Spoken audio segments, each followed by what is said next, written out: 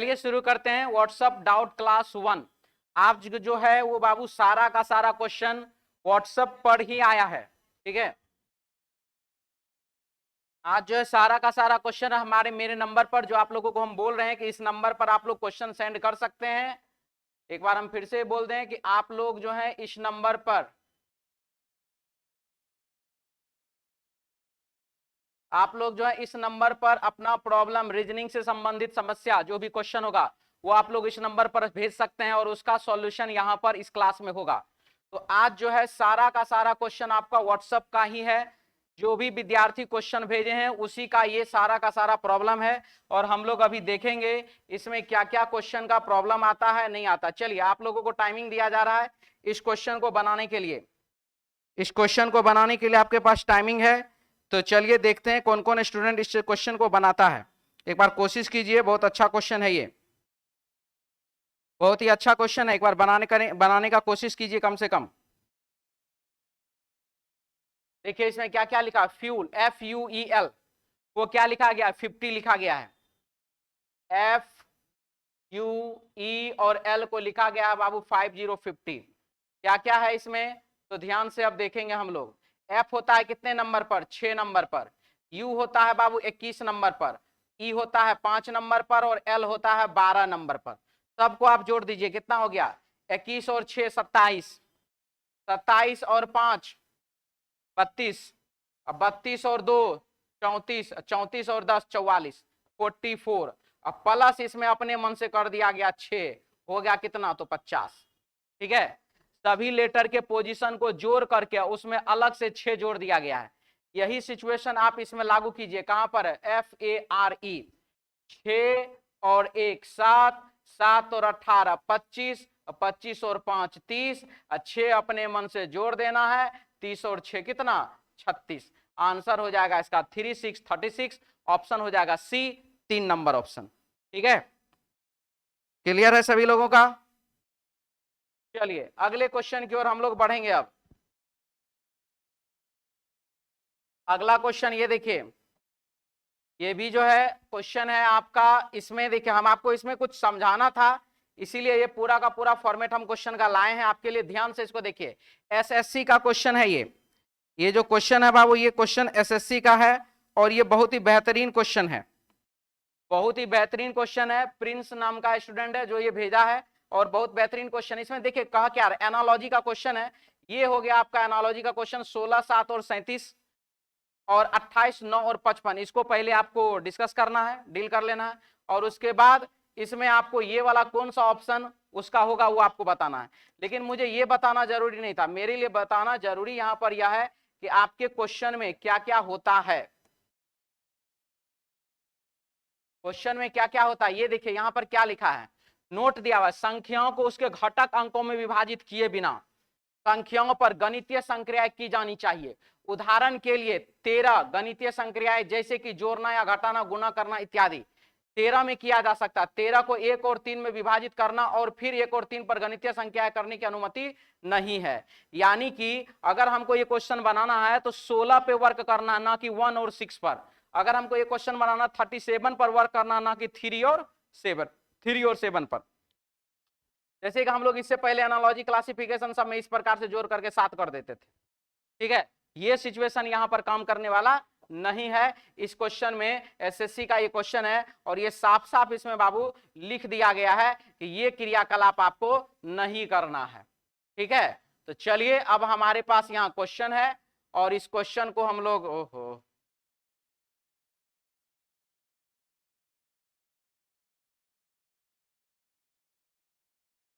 हाँ जी, ये हमारे पास क्वेश्चन है और ये क्वेश्चन हम लोगों को बनाना है और इसमें देखते हैं क्या क्या होता है। 16 है, 7 है और 37 है। 16 है, 7 है और 37 है, 28 है, 9 है और 55 है। 16 है, 7 है, 37 है, 28 है, 9 है, 55 है। चलिए इसको बनाइए, क्या हुआ तो देखिए 37 में से बाबू 16 को लेस कर दिया गया और कितना आ गया 21 आ गया। और 21 में जैसे ही हमने बाबू यहां पर 3 से डिवाइड किया प्राप्त हो गया कितना तो बीच वाला ये 7, ठीक है। उसी प्रकार से 55 में आप 28 को लेस कर दीजिए, 55 और 28 कितना हो जाएगा 27। 27 में भागा किससे दे देना है, 27 में भागा देना, जैसे यहाँ पर 3 से दिए यहाँ भी 3 से दे दीजिए, हो जाएगा कितना, तो बीच वाला ये 9। और यही सिचुएशन अब आपको करना है। 25 है और 13 है, 25 में बाबू 13 घटा दीजिए, कितना आ गया 12, और 12 में आप कितना से भागा दीजिएगा 3 से, प्राप्त क्या हो जाएगा 4। यानी कि हमारे क्वेश्चन का आंसर हो जाएगा ऑप्शन 1 नंबर ए ऑप्शन। ठीक है, क्लियर सब लोगों का। इसी में देखिए, इसी में होता क्या है, यहां पर पूछा है समुच्चयों की संख्या आपस में संबंधित है, किसी किसी क्वेश्चन में पूछ देता संबंधित नहीं है, तो वहां पर तब हमको क्वेश्चन को पढ़ करके ध्यान से बनाना होता है, ऐसा नहीं कि ये पहले ऑप्शन मिल गया उसी को टिक कर दिए, तब बाबू गड़बड़ हो जाएगा। ठीक है, चलिए अगले क्वेश्चन की ओर। यहां पर भी वही क्वेश्चन है, उसी टाइप का क्वेश्चन है, और हम आपको यहां पर अभी पढ़ करके बताए ही थे। देख लीजिए 1 और 3 किया जाता, 1 और 3 पर कोई गणितीय संक्रियाएं नहीं करना है, ये सब चीज बोल दिया गया। और यहां पर देखिए क्या लिखा है, समुच्चयों की संख्या आपस में संबंधित है, यही बात हमसे पूछा जा रहा है। और अब आपको ये क्वेश्चन बनाना है और देखना है ये क्वेश्चन क्या है। ये तीनों का तीनों क्वेश्चन जो भी स्टूडेंट भेजा था, प्रिंस कुमार नाम का स्टूडेंट भेजा था वो, और वो बाबू तीनों का तीनों क्वेश्चन एसएससी का हमने देखा पीडीएफ का फोटोकॉपी था। ठीक है, वो एसएससी के पीडीएफ से वो क्वेश्चन भेजा हुआ था, एसएससी का क्वेश्चन है ये सब। अब चलिए इसमें देखिए इसमें क्या क्या है। यहां पर लिखा हुआ है 40 है, 120 है और 400 है। 40 है, 120 है और 400 है। तो सबसे पहले क्या किए, 40 और 120 को आपने जोड़ दिया, कितना हो गया जी 160। 160 गुना 2 कर दीजिए, कितना हो गया 320। यहां पर क्या करिए, तो ये जो 120 है उसमें से बाबू 40 को घटा दीजिए, कितना हो गया 80, और उसको बाबू जोड़ दीजिए। ठीक है, 40 प्लस 120 कितना हो गया 160। 160 गुना 2 320, 320 में 80 जोड़ दीजिए, कितना हो गया 40 सॉरी 400, 400 400। यही सिचुएशन यहां पर लगाइए, 40 है और 120 है ना, तो यहां पर देखिए 20 और 18 को जोड़ दिए, कितना हो गया 38। 38 गुना 2 कर दीजिए, कितना हो गया 76। और यहां पर बाबू 120 में से 40 घटाए हैं, यानी कि 20 में से 18 घटाइए, कितना तो 2, हो जाएगा कितना 78। आंसर हो जाएगा इसका ये वाला। क्लियर। अब यहां सिचुएशन, इस क्वेश्चन को हम पूरा बनाएंगे, ध्यान से देखिए अभी। और तो यहां पर ये वाला ऑप्शन देखिए 29 है और 23 है और बाबू 98 है। क्या हुआ इसमें 29 और 23, देखिए सब में अभी तुरंत हम बनाए थे, ये वाला 40 और 120 18 और 20 को जोड़े थे, वैसे ही आप 29 और 23 को जोड़िए, 23 प्लस 29 बराबर कितना होता है जी 52 होता है। 52 गुना 2 कर दीजिए 104 होता है। अब 104 में यहां देखिए 120 में से 40 घटाए हैं, यानी कि 23 में से 29 को घटाना है। 23 में से क्या घटाना 29 को, 23 माइनस 29 बराबर -6, 104 में -6 करिएगा, कितना हो जाएगा 9898। ऑप्शन बाबू 2 नंबर। हम ये चूंकि ऑप्शन हम बनाते नहीं है, इसमें बनाए हैं कुछ बात होगा, बात क्या है वो ध्यान से समझिए। स्टूडेंट नॉर्मली क्या करता, ये जोड़ देता, स्टूडेंट नॉर्मली क्या करता ये जोड़ दिया, यहां पर 120 में से 40 को घटा दिया, ये नहीं सोचा कि दूसरा संख्या में से घटाए हैं पहला संख्या को, ये नहीं सोचेगा, वो सोचेगा बड़ा में से छोटा को घटाए। यहां पर भी बड़ा में से छोटा को घटाए हैं, लेकिन यहां पर बड़ा में से छोटा को नहीं घटाना, यहां पर दूसरा संख्या में से पहला संख्या को घटाना। दूसरा संख्या में से जैसे आप पहला संख्या को घटाते तभी जाके आंसर आता है। अगर आप बड़ा में से छोटा घटाते तो हो जाता +6, यहां पर हो जाता 104 प्लस 6 बराबर 110, तब बाबू आपका ऑप्शन मिलता नहीं। ठीक है, इसीलिए याद रखिएगा क्वेश्चन का लेवल, जो भी विद्यार्थी प्रिंस चौधरी जो भेजा बड़ा अच्छा अच्छा क्वेश्चन भेजा। क्या बोले थे बोलिए, हो गया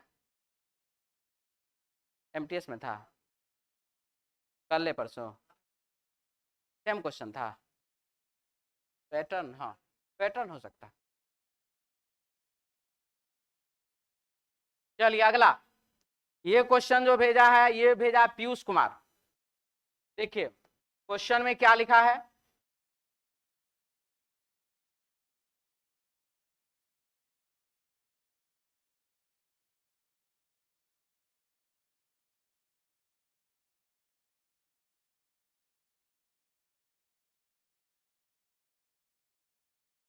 लिखा है सीता गीता को कहता है, श्याम गीता को कहता है। श्याम किसको बोला? गीता को बोला। क्या बोला श्याम? श्रीलंका तक पहुंचने का तरीका हवा और पानी के माध्यम से है। यानी कि अगर आपको श्रीलंका जाना है तो आप हवा के माध्यम से जा सकते हैं, पानी के माध्यम से जा सकते हैं। और रोड बना था, लेकिन रोड तो फिर राम भगवान तोड़ दिए थे, ठीक है, बनाए भी वही, तोड़ भी वही दिए, तो क्या करिएगा भाई, नहीं तो सर को रहता क्या, चल जाते भेंट गांठ करके चल आते। श्याम गीता को कहता है श्रीलंका तक पहुंचने का तरीका हवा और पानी के माध्यम से है, ठीक है। तो गीता श्रीलंका की यात्रा करना पसंद करती है। यहां पर सबसे पहला कि श्याम गीता को कहता है, श्याम बोल रहा है किसको? गीता को, कि श्रीलंका तक पहुंचने का तरीका हवा और पानी के माध्यम से है। तो इस बात से ये कहां से पता चल गया कि श्रीलंका घूमने में इंटरेस्टेड है? इससे ये तो पता नहीं चल रहा कि श्रीलंका घूमने में इंटरेस्टेड है। इसीलिए यह बात बिल्कुल ही क्या है, गलत है। श्याम को लोगों को सलाह देने का शौक है। देखिए श्याम को लोगों को सलाह देने का शौक है। अब यहां पर उससे सलाह मांगा जा रहा है कि नहीं मांगा जा रहा है, ये मायने भी रखता है, ठीक है। यहां पर सबसे पहला चीज, सलाह के मामले में एक ही चीज कहा जाता है कि आप सलाह दीजिए मत। आपसे सलाह जब कोई मांगे तब दीजिए। सलाह मांगने का चीज है, सलाह देने का चीज नहीं है। अपने मन से अगर सलाह देने पहुंच जाएगा तो बोलेगा आपको, तुमको बुलाने गए थे, ठीक है, तुमसे मांगने गए थे, तुमको बोले थे हम आने के लिए, फैसला कर दो, नहीं ना। इसीलिए सलाह क्या होता है, मांगा जाता है, ना कि सलाह दिया जाता है। तो श्याम को लोगों को सलाह देने का शौक है, इस कथन से यह भी पता नहीं चल पा रहा, इसीलिए दोनों का दोनों क्या है, गलत है। पहला भी गलत है और बाबू दूसरा भी गलत है।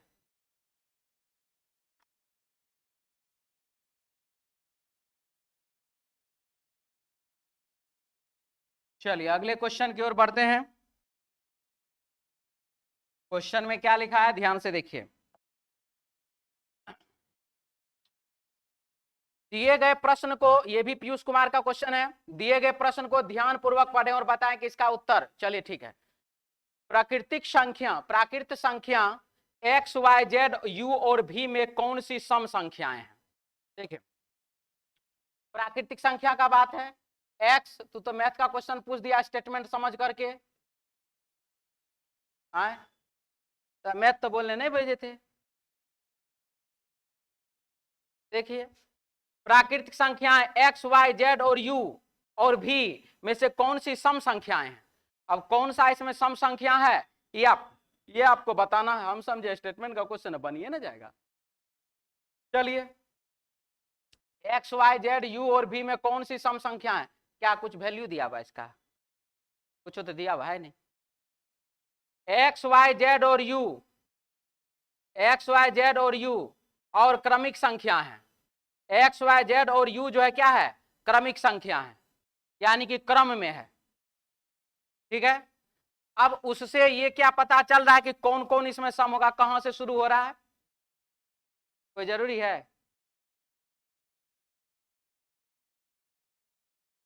नहीं, जेड भी सम, वो तो छोड़िए, पहला उससे बात कर लेना, ठीक है। इसको छोड़ दीजिए, पहला हम इसका बात कर लें। क्रम में है ये सब, तो क्या इससे पता चल रहा है? नहीं पता चल रहा है। अब क्या बोला, जेड, अब दूसरा नंबर में बोला जेड विषम संख्या है। चलिए ये ठीक है, जेड विषम संख्या है, ये बात सही है। तो जेड विषम संख्या, जैसे ही जेड विषम संख्या आया, चाहे वो 5 रहे, चाहे वो 7 रहे, चाहे वो 3 रहे, एक मतलब हम बोल रहे हैं, अगर मान लीजिए 3 है तो ये 2 हो जाएगा, ये 1 हो जाएगा, एक मतलब। तो हमको पता चल रहा है कि ये वाला सम संख्या है, ये वाला सम संख्या है। यानी कि यह जानकारी जो है 1 नंबर और 2 नंबर, 1 नंबर और 2 नंबर दोनों को एक साथ जब हम प्रयोग करेंगे तभी इस क्वेश्चन का आंसर आएगा, और इसीलिए इसका आंसर हो जाएगा बाबू ऑप्शन 1 नंबर। 1 और 2 दोनों एक साथ दोनों पर्याप्त हैं। ठीक है, अब कि उससे कोई मतलब नहीं,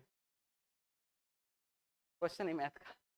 डाटा सफिशिएंसी में जो होता है ना, क्वेश्चन पूछा जाता है इस टाइप का, तो डाटा सफिशिएंसी मैथ्स का भी पार्ट है, डाटा सफिशिएंसी रीजनिंग का भी पार्ट है।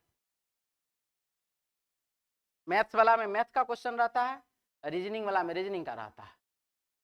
ठीक है, चलिए कोई बात नहीं। देखिए इसमें क्या है, लड़कियों की एक पंक्ति में, ये क्वेश्चन कौन भेजा है जी, कोई लड़का भेजा, उसका नाम याद नहीं है हमको। लड़कियों की एक पंक्ति में उत्तर की ओर मुंह करके खड़ी है लड़की, हाँ ये वो शायद पीयूष कुमार भेजा है। लड़कियों की एक पंक्ति उत्तर की ओर मुंह करके खड़ी है, ठीक। रमा बाएं से 15वें स्थान पर है। टोटल बराबर लेफ्ट प्लस राइट -1। ठीक है, क्या बोला, रमा, आर से रमा बाएं से कितने नंबर पर, 15वें स्थान पर है। और सालू दाएं से 8वें स्थान पर, एस से सालू दाएं से कितने नंबर पर, 8वें स्थान पर है। यदि सालू का स्थान बदल कर उसे बाईं और 5वें स्थान पर खड़ा कर दिया जाए, सालू का स्थान बदल दिया, यहां से कहां भेज दिया, बाईं और 5वां, सालू का स्थान बदल कर उसे बाईं और 5वें स्थान पर खड़ा किया जाए, यानी कि यहां से उसको बाएं 5 भेज देना है, यहां से उसको क्या करना, बाएं 5 भेजना है। तो दाएं से 8, दाएं से 8, अब दाएं से 8 को बाएं 5 भेजना है, तो दाएं से कितना, 13, दाएं से कितना हो गया, 13 हो गया, सालू हो गई दाएं से 13।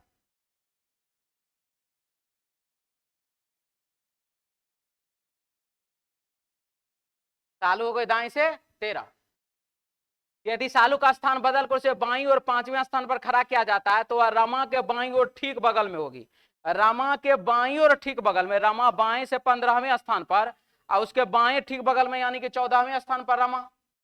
सालू जो है शुरू से 14वें स्थान पर, अंतिम से 13वें स्थान पर, 14 13 27 और -1 बराबर कितना, 26। आंसर हो जाएगा इसका बाबू option 3 number C option 2 6 26।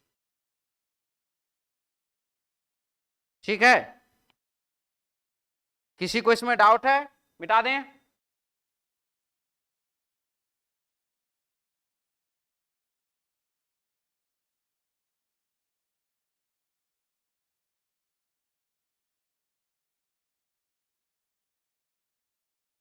Swati का पति नमिता की मां का इकलौता पुत्र है, कि लगता टाइपिंग में, हाँ जी, क्या देखिए, गुड मॉर्निंग सर जी, राजीव कुमार बोल रहे हैं 15 अगस्त 1947 का दिन होगा। हाँ बाबू, अभी हम डिस्कस कर देंगे। ठीक है, Arun Chaudhary hi sir, Pankaj Kumar good morning, good evening sir ji, PK Aryan good evening sir ji, Jitendra Kumar 1 का सी। चलिए ठीक है, चलिए यहां से फिर आगे बढ़ते हैं हम लोग क्वेश्चन में। स्वाति का पति नमिता का मां का इकलौता पुत्र है। स्वाति का पति कौन है जी, नमिता की मां का इकलौता पुत्र है। ठीक, जो आदमी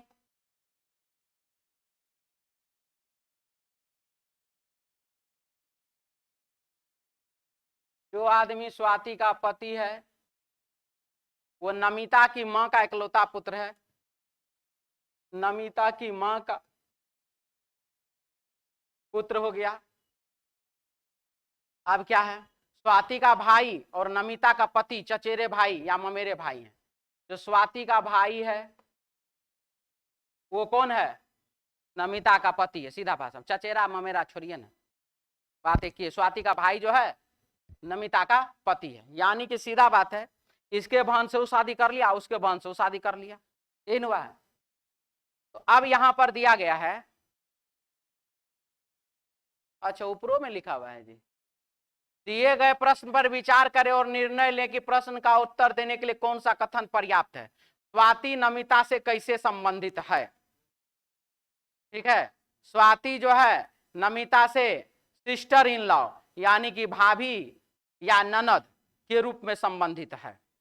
तो स्वाति का पति नमिता की मां का इकलौता पुत्र है, स्वाति का पति नमिता के मां का इकलौता पुत्र है, 1 नंबर से हमारा आंसर आ जा रहा, उसको 2 का कोई आवश्यकता नहीं है। स्वाति का भाई और नमिता का पति चचेरे या ममेरे भाई हैं। स्वाति का जो भाई है वो और नमिता का जो पति है वो चचेरा या ममेरा भाई है, यानी कि इससे भी वो पता चल जा रहा है कि वह कौन है, वो सिस्टर इन लॉ है, यानी कि ननद या भाभी है। तो यानी कि 1 नंबर अकेला आंसर देने के लिए पर्याप्त है और 2 नंबर भी अकेला आंसर देने के लिए पर्याप्त है। इसीलिए इसका आंसर होगा, दिए गए प्रश्न का उत्तर देने के लिए या तो 1 या 2 पर्याप्त है, या तो 1 या 2 पर्याप्त है। ठीक है,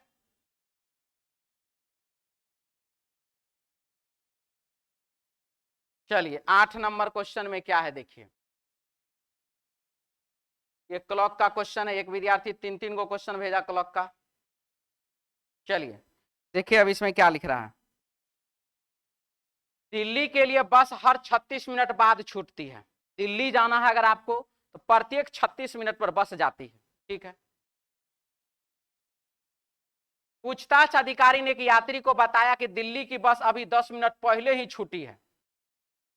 10 मिनट पहले ही क्या हुआ, दिल्ली के लिए बस चली गई, यानी कि हमको अब बस स्टैंड पर 26 मिनट इंतजार करना पड़ेगा, दिल्ली के दूसरे बस के लिए इंतजार करना पड़ेगा।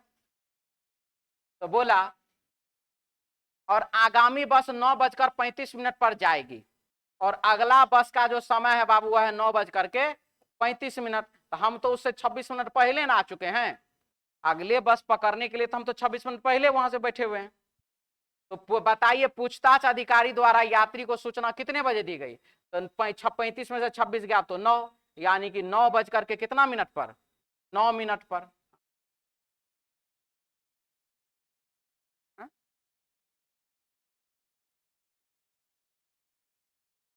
9:35 है जी, 7:35 का।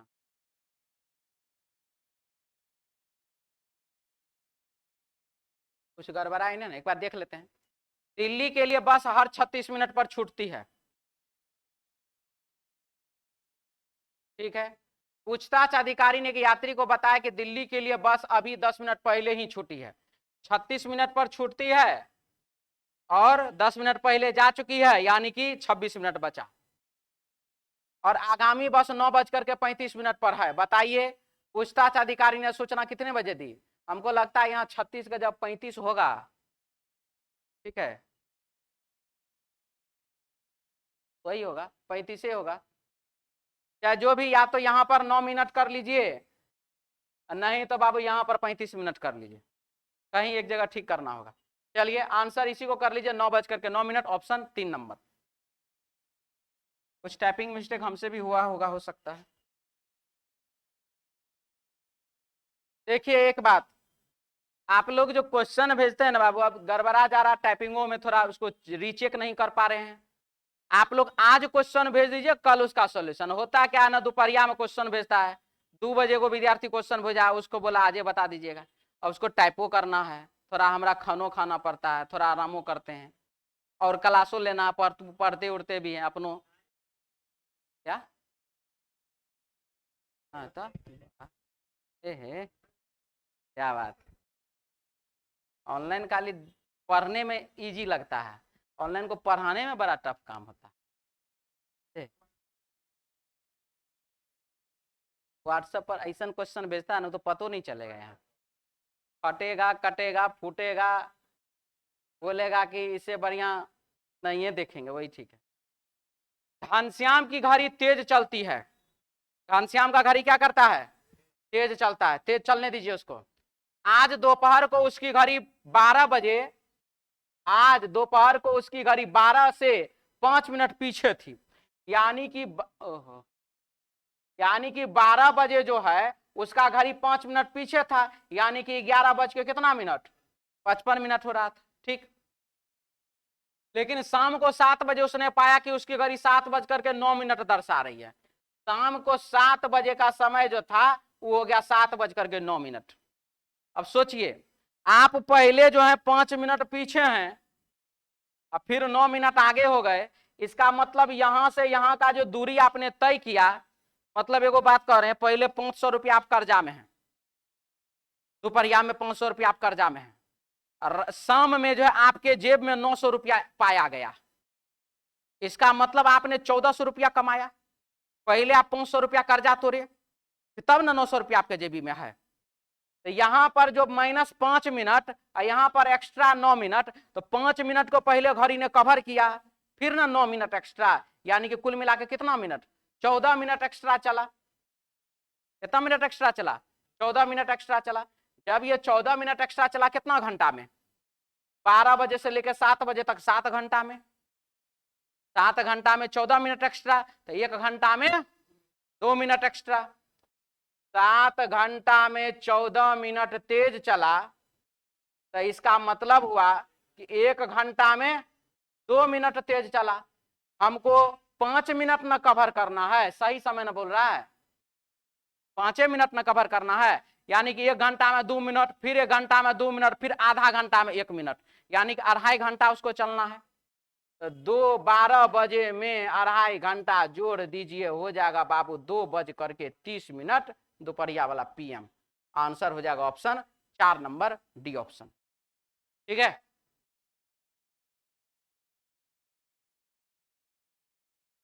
चलिए अगले क्वेश्चन की ओर बढ़ते हैं हम लोग। क्या लिखा है, एक विद्यालय में कक्षा दोपहर 1 बजे प्रारंभ होती है और 3:52 तक चलती है। कक्षा जो है दोपहर 1 बजे 1 बजे प्रारंभ होती है, 3:52 तक चलती है, यानी कि 3:52 से लेकर 1 बजे तक के बीच का जो समय है बाबू 2 घंटा 52 मिनट। 2 घंटा 52 मिनट, 1 घंटा बराबर 60 मिनट, 2 घंटा बराबर 120 मिनट, 120 मिनट और 52 मिनट कितना, 172 मिनट। इसको 72 मिनट मैंने बदल दिया मिनट में, कितना मिनट, 172 मिनट। एक विद्यालय में कक्षा दोपहर 1 बजे प्रारंभ होती है और 3:52 तक चलती है। इसे यदि इस समय में 4 अवधि पीरियड होते हैं एवं प्रत्येक पीरियड से पहले 4 मिनट का समय एक कमरे से दूसरे कमरे में जाने में लगता है। कितना बोला, कितना पीरियड होता है, 4 गो क्लास चलता है, 1 क्लास 2 क्लास 3 क्लास 4 क्लास। यहां से यहां गए 4 मिनट, फिर यहां से यहां गए 4 मिनट, फिर यहां से यहां गए 4 मिनट, 12 मिनट तो सीढ़ी चढ़ने उतरने में लग गया। कितना मिनट, 12 मिनट, यानी कि 172 मिनट में से 12 मिनट आप घटा दीजिए, बचा कितना, 160 मिनट। और एक कितना पीरियड होना, उसमें 4 गो पीरियड होना है। 160 मिनट में 4 से भागा दीजिए बराबर 40 मिनट, यानी कि एक पीरियड का टाइम है उसका कितना का, 40 मिनट का। आंसर हो जाएगा बाबू option 3 number, 40 minute, option 3 number. ठीक है, एक पीरियड का टाइमिंग है कितना का, 40 मिनट का।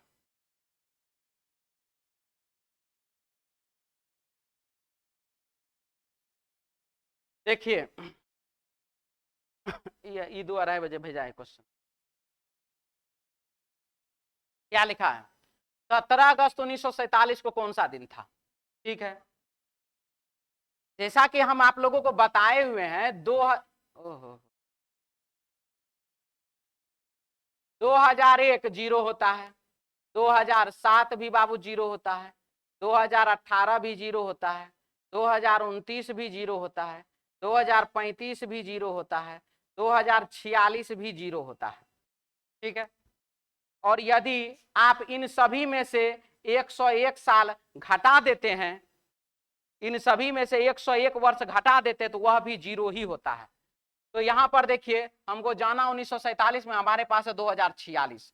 2046 में से अगर आप 101 वर्ष घटा देते हैं तो बाबू आ जाता है 1945। और 1945 भी क्या होगा, 1945 भी बाबू जीरो हो जाएगा। ठीक है, यहां तक क्लियर।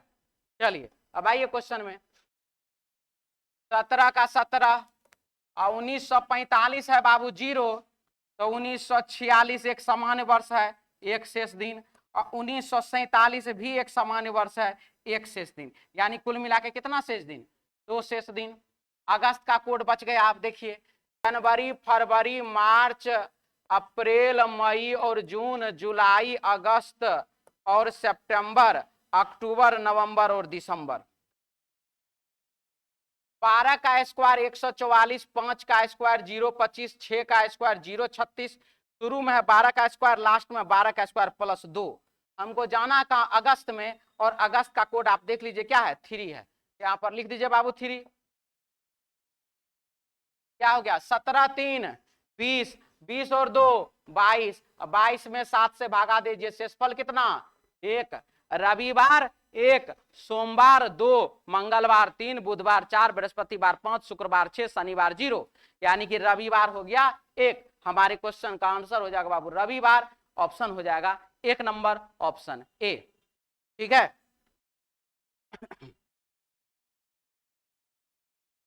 चलिए आज के लिए इतना ही, मिलते हैं हम लोग नेक्स्ट क्लास में कल अपने समय पर। जय हिंद।